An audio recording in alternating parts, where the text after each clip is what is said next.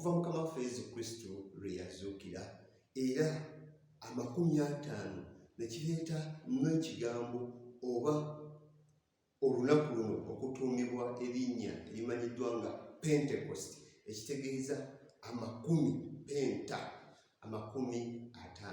Nga tujaguza Sande eno, tujaguza ekyaliwo ng'ennaku 50 zimaze okuyitawo Kristo ng'azuukidde.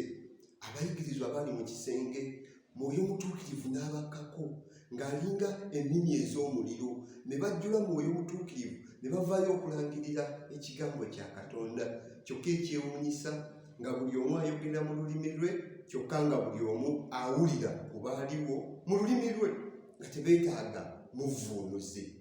Kyokka mu Ekereziya nga tukuza olunaku luno, tetukuza bukuza kyaliwo, naye tukuza okusookera ddala nti Kristo bwe yatusuubiza omukubagiza, agenda otumanyisa eby'amazima byonna, agenda okutukulembera, azze ye Mwoyo Mutuukirivu.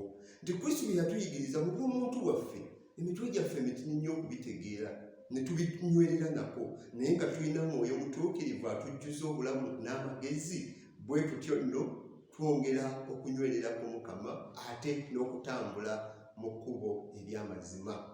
Nga tukuza nno olunaku luno, bantu bangi bamanyi okulowooza nti bwe tukuza olunaku luno tuba tukuza nti Mwoyo azze ku nsi, ekitegeeza nti kwe kusooka kwe okubeera ku nsi.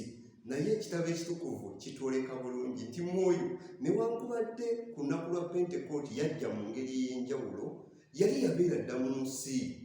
Tujjukire ng'ensi etondebwa, ekitabo eky'amasooka kitulaga nti Mwoyo yabeerangawo ng'atambula. Mwoyo gwe tukuza ajja mu ngeri y'enjawulo. Tetukuza Mwoyo atondeddwa mu budde, naye tukuza oyo eyaliwo okuva ku ntandikwa, ali ekimu ne Katonda Patri. Mwoyo nnono era ne yeeyongera okweyoleka. Tujjukire malayika Gabulyeri nga abuulira Mariya nti olizaala omwana wa Katonda. Yamugamba Mwoyo Mutuukirivu anaakukkako, era Mwoyo n'amukkako n'aba olubuto ku bwa Mwoyo Mutuukirivu. Ekitukakasa nti gwe tukuza olwaleero si kwe kusooka kwe okubeera mu nsi, naye okujja mu ngeri ey'enjawulo. Mwoyo nno ng'azze ku lunaku luno olwa Pentekooti, era kye tusinga okukuza nti tutandika obutonde obuggya, okuddizibwa obuggya okw'ebitonde byonna, okutandika ku Ekereziya, kye tuyinza okugamba Kereziya ejje mu lwatu eri abantu bonna. Tuyinza okugeraageranya olunaku lwa Pentekooti ku kutondebwa kw'ensi. Omukama ng'amaze okutonda ensi, ng'amaze okutonda Adamu ng'amuggye mu nfuufu. Adamu yali talina bulamu, naye Omukama n'amufuuwako omukka, Adamu n'afuna obulamu. Bw'atyo nno ne Kristo tujjukire ng'azuukidde, yasanga abayigirizwa ne bagafuuwako omukka, emirembe gibe ku mmwe, essanyu ne libagira nga tebamanyi na kyamuddamu. N'abaddamu emirembe gibe ku mmwe, n'abafuuwako omukka, n'abagamba mufune Mwoyo Mutuukirivu. Adamu atalina bulamu, Omukama bwe yamufuuwako omukka n'afuna obulamu. Kereziya eyali mu kutya, Omukama bwe yagifuuwako omukka n'agijjuza Mwoyo Mutuukirivu. Bapeetero abali mu kutya nga beekwese ku lunaku olwa 50 bwe bajjula Mwoyo Mutuukirivu ne bavaayo ne bajja mu lwatu nga bajjudde obulamu, nga boogeza maanyi okulangirira ekigambo kya Katonda. Mwoyo no bwe tukuza nno bw'atyo n'atandika Kereziya. Kereziya ajjudde obulamu nga tulina omukubagiza, omugunjuzi, tulina atulambika nga ye Mwoyo Mutuukirivu. Bwe tutyo nno essomo erisoose nga litwoleka ebyaliwo ku lunaku luno. Essomo eryokubiri ate lyo lyongera okutulaga nti mwoyo ono gwe tujaguza bw'ajja mu bulamu bwaffe ajja n'ebitone bingi. Abamu babeera basomesa, abalala bayigiriza, abalala bawonya, abalala beegayirizi. Si bwe kugamba nti tusaanidde tweyawulemu, naye ebyo byonna ebitone mwoyo byatuwa bituyamba okubeera ekimu. Era nga Kristo bwe yasaba nti tubeere kimu, ate n'atusindikira mwoyo no tubeere kimu, ebirabo Omukama byatuwa bulijjo bituyambe nno, ate naffe tukolerere okubeera ekimu. Bantu bangi bamanyi okulowooza nti mwoyo bwajja gwe bwakuwa ekirabo gweofuuka ow'enjawulo, ofuuka ow'ettendo, kuba gwe mwoyo akuliko mu ngeri y'enjawulo.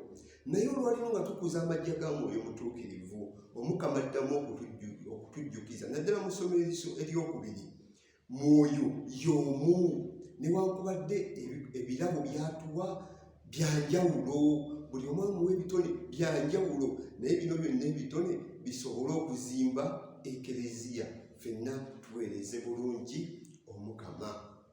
Essomo lye tuwulidde gye tuyita evanjiri, Omukama ng'amaze owa abayigirizwa be mwoyo mutuukirivu yabawa n'obuyinza obusonyiwa ebibi by'abantu bye munaasonyiwa nga bwe bibasonyiyiddwa. Bwe tujaguza okujja kwa mwoyo mutuukirivu mu bulamu bwaffe ng'Abakristo, tujaguliza ddala obulamu bwaffe. Ekisooka, mwoyo w'atali tetulina bulamu. Era nga Papa Francis bwe yagamba, Omukristo omunakuwavu ojulira Kristo oba tojulira Kristo. Bwe tutyo nno mwoyo ono ng'azze, newankubadde tuli bwonoonyi nga twandibadde tunakuwala, okujja kwa mwoyo mutuukirivu kutugumya nti tulina n'abanaatusonyiwa ebibi, tudde mu maaso ga Katonda nga tutukuziddwa, nga tusonyiyiddwa, nga tweyagala. Olunaku luno Bakristo baganda bange kutugumya, kutunyweza, kuddamu kutujjukiza nti obulamu bwaffe ng'Abakristo busimba mu mwoyo mutuukirivu. Ate mwoyo ng'azze, mwoyo wakussa kimu, mwoyo wakukolaganira wamu, naye si wakwawukana. Omukama abeere nammwe.